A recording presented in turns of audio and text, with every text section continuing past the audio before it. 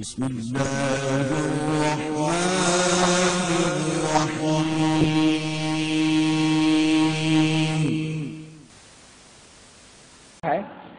تبلیغ کے لیے نکلیں اور 40 دن چلہ لگائیں، سروزہ لگائیں، سال لگائیں، عمر لگائیں، حرج کیا ہے پیارے؟ حرج یہ ہے، یہ طریقہ محمد الرسول اللہ کا نہیں ہے صلی اللہ علیہ وسلم۔ اللہ کے نبی، جائیے حدیثوں کو کھنگالیے، جائیے حدیثوں کا مطالعہ کیجئے، کوئی ایک واقعہ نہیں پیش کر سکتی دنیا کی کوئی ذات۔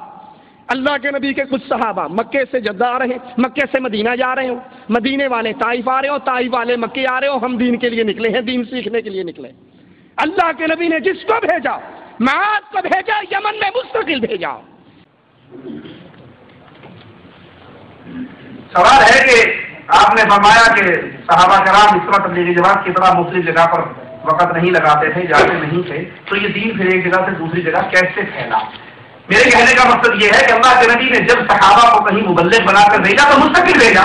حضرت معاذ کو بھیجا یمن میں تو وہاں رہ کے تبلیغ کرو، مسلمان میڈیا میں گئے تو وہاں آواز ہوگا ان کو اپنے کردار اخلاق ایمان سے تبلیغ آئی۔ مکے والے مدینے اور مدینے والے مکے 3 دن کے لیے، 40 دن کے لیے، سال کے لیے، اس کی کوئی قرآن و حدیث سے دلیل دے دیجیے۔ مکے والوں نے مکہ کب چھوڑا؟ جب کفار نے بات سننے سے انکار کر دیا، اور جب تک وہ سنتے رہے نبی ان کو سناتے رہے۔ اب میں جو لاہور کو چھوڑ کر حیدرآباد جا رہا ہوں تو کیا لاہور میں سارے مسلمان ہو گئے یا سارے کافر ہو گئے جو مجھے نئی جگہ کی ہجرت کی ضرورت پڑ گئی؟ بسم اللہ الرحمن الرحیم۔ محترم سامعین، توصیف زیدی کا موقف یہ ہے کہ جو بھی مبلغ بن کر جائے وہ وہاں مستقل رہ کر تبلیغ کرے۔ اس کے لیے اس نے ایک تو حضرت معاذ رضی اللہ تعالیٰ عنہ کی مثال پیش کی، دوسری ہندوستان کی جہاں مسلمانوں نے آباد ہو کر اپنے کردار اخلاق سے تبلیغ کی۔ اس کے بعد اس نے تبلیغی جماعت پر اعتراض کرتے ہوئے کہا کہ مکہ والے مدینے اور مدینے والے مکے 3 دن کے لیے، 40 دن کے لیے، سال کے لیے ان کی قرآن و حدیث سے دلیل دیں۔ تیسری بات اس نے یہ کی کہ مکے والوں نے مکہ کب چھوڑا؟ جب مکہ والوں نے بات سننے سے انکار کر دیا۔ اب میں جو لاہور کو چھوڑ کر فیصل آباد جا رہا ہوں تو کیا لاہور والے سارے مسلمان ہو گئے یا سارے کافر ہو گئے جو مجھے نئی جگہ کی ضرورت پڑی؟ توصیف رحمان زیدی، میں باقی باتیں بعد میں کروں گا۔ تو نے دوسروں پر اعتراض کرنے کے لیے جو 3 مفروضے گھڑے، تو خود ہی اپنے ان مفروضوں کی مکمل زد میں ہے۔ نمبر 1، تیرا قیام ریاض یا علاقے سلیج میں ہے، تو مسلسل وہاں رہ کر تبلیغ نہیں کرتا، سارا سال تو مختلف شہروں کے مختلف جگہوں پر جاتا ہے، کبھی سلیج سے نکل کر بتھا جاتا ہے، کبھی دمام کی جالیات سوکھ جاتا ہے، کبھی قسیم جاتا ہے، کبھی بریدہ جاتا ہے، کبھی عنق جاتا ہے، اور کبھی حی السلامہ جدہ جاتا ہے، کبھی اس طرح تو ام القرا جاتا ہے۔ یوں ایک 2 دن مختلف شہروں میں تبلیغ کرتا ہے۔ تو حضرت معاذ رضی اللہ تعالیٰ عنہ کی طرح ایک جگہ ٹھہر کر تبلیغ کیوں نہیں کرتا؟ توصیف زیدی، میدان میں یا اپنا موقف بدل یا اپنا کردار بدل۔ تیرا دوسرا سوال یہ تھا، یہ جو مکہ والے مدینہ آ رہے ہیں اور مدینہ والے مکہ جا رہے ہیں 3 دن وغیرہ کے لیے، وہ قرآن و حدیث سے اس کی دلیل دیں۔ توصیف زیدی، یہ مطالبہ کرنے سے پہلے ذرا اپنے گریبان میں جھانک کر فضیلت الشیخ توصیف الرحمان راشدی حفظہ اللہ سے پوچھ لیا ہوتا کہ شیخ صاحب، آپ جو 2 دن کے لیے مختلف شہروں میں تبلیغ کے لیے جاتے ہیں، اس کے قرآن و حدیث سے کیا دلیل ہے؟ شاید تو نے سمجھ لیا کہ ملکہ وکٹوریہ، ملکہ برطانیہ نے میرا نام اہل حدیث رکھ کر رجسٹر کر دیا ہے، لہٰذا یہ کافی ثبوت ہے کہ اب تو میرا ہر کام حدیث کے مطابق ہے، اس لیے مجھے حق نہیں کہ میں شیشہ کے اس محل میں بیٹھ کر دوسروں پر اعتراض کروں، ان سے قرآن و حدیث کی دلیل کا مطالبہ کروں۔ اتنی نہ بڑھا پاکی داماں کی حکایت، اتنی نہ بڑھا پاکی داماں کی حکایت، دامن کو ذرا دیکھ ذرا بند قبا دیکھ، دامن کو ذرا دیکھ ذرا بند قبا دیکھ، شرم تجھ کو مگر نہیں آتی۔ تیرا تیسرا سوال یہ ہے کہ جو لاہور کو چھوڑ کر فیصل آباد جا رہا ہے تو کیا لاہور والے سارے مسلمان ہو گئے ہیں؟ یہ سارے کافر ہو گئے ہیں جو نئی جگہ کی ضرورت پڑی۔ توصیف زیدی، کیا تو نے یہی سوال کبھی فضیلت الشیخ توصیف الرحمن راشدی حفظہ اللہ سے بھی کیا کہ شیخ صاحب کیا سلیحی کے سارے لوگ مسلمان ہو گئے ہیں، یہ سارے کافر ہو گئے ہیں؟ دو الزام پیچھے نصیحت گروں کو، دو الزام پیچھے نصیحت گروں کو، ٹٹولو ذرا پہلے اپنے گھروں کو، دو الزام پیچھے نصیحت گروں کو، ٹٹولو ذرا پہلے اپنے گھروں کو، کہ خالی ہے یا پر ذخیرے تمہارے، کہ خالی ہے یا پر ذخیرے تمہارے، برے ہیں کہ اچھے وطیرے تمہارے۔ نمبر 3، دور حاضر کا اہم ترین اسلامی ملک سعودی عرب جو عالمی سطح پر اور مقامی سطح پر جو اقدام کر رہا ہے، میں یہاں صرف وہ اقدام ذکر کرتا ہوں جو ہماری اس گفتگو سے متعلق ہیں۔ پہلا اقدام، حکومت سعودیہ کی وزارت مذہبی امور اور شعبہ دارالافتاء اور رابطہ عالم اسلامی اور دیگر یونیورسٹیاں دنیا کے مختلف علاقوں میں دعوتی مشن بھیجتی ہیں جو افراد یا گروپوں کی شکل میں ہوتے ہیں، اور ان کے دعوتی مشن کا دورانیہ حسب ضرورت چند دن، چند مہینے یا 1 سال ہوتا ہے، اور 1 سال کے بعد اگر اسی علاقے میں ضرورت ہو تو ان کو وہیں رکھا جاتا ہے، ورنہ کسی دوسرے علاقے میں بھیج دیا جاتا ہے۔ دوسرا اقدام، سالانہ چھٹیوں کے دوران یہی ادارے مختلف دعوتی مشن روزانہ کرتے ہیں جو چند روز سے لے کر 1 ماہ 40 دن یا 2 ماہ تک ہوتا ہے۔ اس دوران یہ حضرات اپنی دعوتی سرگرمیاں پوری کر کے واپس آ جاتے ہیں۔ تو کیا توصیف زیدی ان پر یہ اعتراض کرے گا کہ جناب مستقل قیام کے لیے داعی بھیجنا ثابت ہے یا عارضی نہیں؟ نیز کیا توصیف ان اداروں کے اس اقدام کو قرآن و سنت کے خلاف کہنے کی جرات کر سکتا ہے؟ کیا یہ ہو سکتا ہے جناب کیا سعودیہ میں سب کی اصلاح ہو گئی ہے؟ جو یہ کی ضرورت پڑتی ہے الغرض تو خود ہی اپنے فتووں کی زد میں بلکہ تو پاکستان سے چل کر سعودیہ میں تبلیغ کے لیے آیا، کیا یہ سارے پاکستانی ہو گئے ہیں، کافر ہو گئے؟ محترم سامعین، توصیف زیدی کی مثال اس چھلنی کی ہے جس نے لوٹے پر اعتراض کیا کہ تجھے 2 سوراخ ہیں۔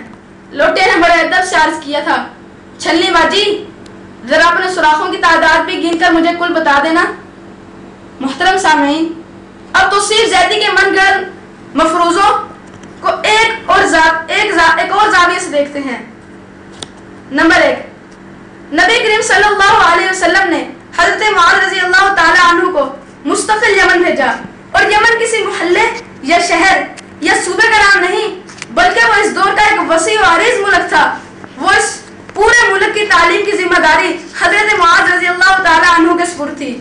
تو لفظ یمن کی بنا پر کیا توصیف زیدی سمجھتا ہے کہ وہاں جا کر بس ایک ہی محلے میں ٹھہر گئے، یا حسب حال حسب ضرورت یمن کی مختلف علاقوں مختلف قبیلوں میں جا کر دین کی تعلیم دیتے رہے؟ نمبر 2، توصیف زیدی نے انڈیا کے حوالے سے مستقل قیام کا ذکر کیا ہے، تو توصیف کی معلومات درست کرنے کے لیے بتاتا ہوں کہ دین اسلام کی اشاعت کے لیے صرف مستقل معلم ہی نہیں بھیجے گئے بلکہ مجاہدین بھی مختلف علاقوں میں پہلے ان کو دعوت دیتے، اگر وہ قبول نہ کرتے تو جہاد ہوتا، اور فتح و نصرت کے بعد اس علاقے کے لوگوں کو دینی تعلیمات سکھاتے اور پھر آگے بڑھتے۔ جبکہ تیسرا اہم ذریعہ مسلمانوں کی تجارت تھی، جہاں وہ تجارتی قیام کے دوران دینی تعلیمات بھی پھیلاتے لوگ باہر جا رہے ہیں۔ نمبر 4، میں توصیف زیدی کو مشورہ دوں گا کہ تقریروں کے دھندے کے ساتھ ذرا اپنی معلومات کا دائرہ وسیع کر۔ شیخ البانی جن کا تو بھی احترام کرتا ہے، وہ باقاعدہ 3 دن سے روزہ مختلف علاقوں میں جا کر دعوتی کام کیا کرتے تھے، تو کیا تو ان پر بھی یہی دین اعتراض کرے گا؟ محترم سامعین، اب ایک فیصلہ کن بات کرتا ہوں جس سے واضح ہو جائے گا کہ توصیف زیدی کا تبلیغی جماعت پر اعتراض واقعی اصولوں کے اختلاف ہے یا فرقہ واریت اور تعصب کا شاخسانہ ہے۔ توصیف زیدی، تو نے تبلیغی جماعت پر اعتراض کیے، ان کے مطابق اپنا طرز عمل بھی درست کر، سعودی اداروں کی دعوتی اقدامات کی بابت بھی اپنا یہی نقطہ نظر بیان کر۔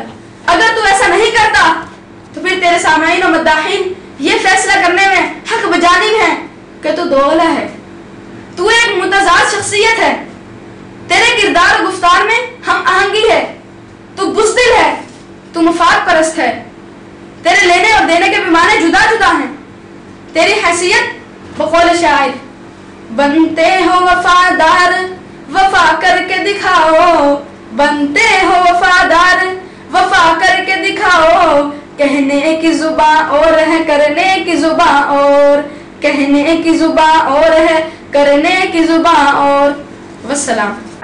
لیکن ایک بندے کو علی سے نہیں آ رہی اور آپ نے ہی اس کو 3 دن کے لیے آج اس مسجد میں کل اس مسجد میں اور پڑھنے کے لیے ہاتھ میں کیا ہے فضائل اعمال۔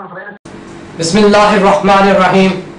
محترم سامعین، توصیف زیدی نے تبلیغی جماعت پر اعتراض کرتے ہوئے کہا لیکن ایک بندے کو الف بے نہیں آ رہی اور آپ اس کو 3 دن کے لیے آج اس مسجد کل اس مسجد اور پڑھنے کے لیے ہاتھ میں فضائل اعمال۔ توصیف زیدی تو اپنی چال بازی سے اپنے سامعین کو الجھا دیتا ہے۔ تو اس سے پہلا سوال یہ ہے کہ کیا تبلیغی جماعت میں اکثریت پڑھے لکھے لوگوں کی ہوتی ہے یا ان لوگوں کی جن کو الف بے نہیں آتی؟ دوسری بات یہ ہے کہ جن کو ابتدائی معلومات بھی نہیں ان کو ساتھ رکھ کر نماز یاد کرائی جاتی ہے، قرآن کی چند صورتیں اور روزمرہ کی مسنون دعائیں یاد کرائی جاتی ہیں۔ تیسری بات کہ ہر مسلمان اپنی دینی معلومات کی کہ جس مرحلے میں ہے اس کو اس سے آگے بڑھانے کی کوشش کی جاتی ہے۔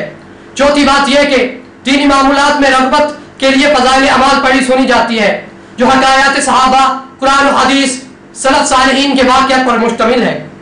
جہاں تک فضائل اعمال پر تیرے اعتراضات کا تعلق ہے اس پر مختلف نشستوں میں جواب اور وضاحت آ چکی اور تیرے اعتراضات کا بودھا پن بھی آشکار ہو گیا۔ پانچویں بات، اگر تجھے تبلیغی جماعت پر اعتراض ہے کہ وہ سب کے سب پورے علماء پر مشتمل نہیں ہوتے تو ان کا موقف یہ ہے کہ جس کو جتنا دین آتا ہے وہ آگے دوسروں کو سکھائے۔ اس سلسلے میں میں تجھے تیرا ایک کلپ سناتا ہوں جس سے واضح ہو جائے گا کہ تیرے لینے اور دینے کے پیمانے جدا جدا ہیں۔ تو اصولوں کا واسطہ نہیں بلکہ فرقہ واری اور تعصب کا تقسیم کار ہے۔ لیکن ایک بندے کو علی سے نہیں آ رہی اور آپ نے ہی اس کو 3 دن کے لیے آج اس مسجد میں کل اس مسجد میں اور پڑھنے کے لیے ہاتھ میں کیا ہے فضائل اعمال۔ رسول اللہ صلی اللہ علیہ وسلم نے بھی یہی تعلیمات ہم تک پہنچائی، بلغوا عنی ولو آیہ، تمہیں ایک آیت کا علم ہو جائے، نبی کی ایک بات تمہارے تک پہنچ جائے، اس بات کو لے کر پھیلا دو، اس کو دوسروں تک پہنچا دو۔ یہ سوچ بصیرت سے خالی ہے کہ جامع کی ڈگری ہوگی تو آپ بیان کر سکتے ہیں، کسی مدرسے کی فراغت ہوگی تو آپ بیان کر سکتے ہیں، اگر نہیں ہے آپ نے دین سیکھا ہے، کسی شیخ کے پاس بیٹھ کر سیکھا ہے، آپ کو دین کی بات پہنچی ہے تو آپ کو بیان کرنے کا حق نہیں۔ یہ طریقہ انبیاء کا اور انبیاء کے ماننے والوں کا طریقہ نہیں۔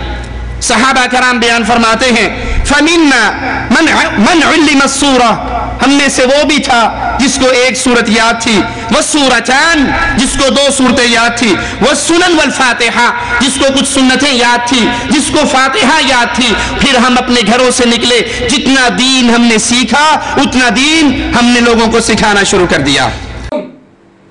محترم سامعین، اب تبلیغی جماعت پر توصیف زیدی کے ساتھ کا اعتراض میں کیا وزن رہ گیا؟ یہ تبلیغی جماعت والے بھی جو کچھ انہیں آتا ہے وہ دوسروں کو سکھاتے ہیں، جو نہیں آتا وہ سیکھتے ہیں۔ توصیف زیدی تو دوسروں کے الف بے گنوانے سے پہلے اپنا احتساب کر، تجھے دیکھ کر بھی قرآن صحیح پڑھنے نہیں آتا، تجھے دیکھ کر بھی حدیث شریف کو صحیح پڑھنا نہیں آتا، تجھے عربی زبان کی ابتدائی گرامر نہیں آتی، تو اردو الفاظ کو بھی غلط ادا کرتا ہے، تو پھر تو خود کس منہ سے داعی، مبلغ اور خطیب بنا پھرتا ہے؟ جب دوسروں پر اعتراض کرنے سے پہلے اپنی جہالت کی فکر کر۔ نہ تھی حال کی جب اپنی خبر، رہے دیکھتے اوروں کے عیب و ہنر، نہ تھی حال کی جب اپنی خبر، دیکھتے اوروں کے رہے عیب و ہنر، پڑی اپنے عیبوں پہ جو ہی نظر، تو نگاہوں میں کوئی برا نہ رہا۔ والسلام۔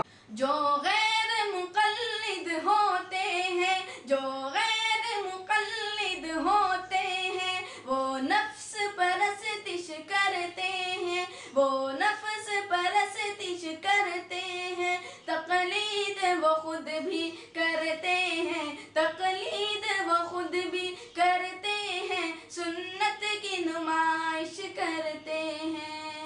اندھوں کو ہدایت کیسے ملے، اندھوں کو ہدایت کیسے ملے، اندھوں کو پکڑ کر چلتے ہیں، اندھوں کو ہدایت کیسے ملے، اندھوں کو ہدایت کیسے ملے، اندھوں کو پکڑ کر چلتے ہیں، بینوں سے عداوت رکھتے ہیں، بینوں سے عداوت رکھتے ہیں، بینا کی شکایت کرتے ہیں۔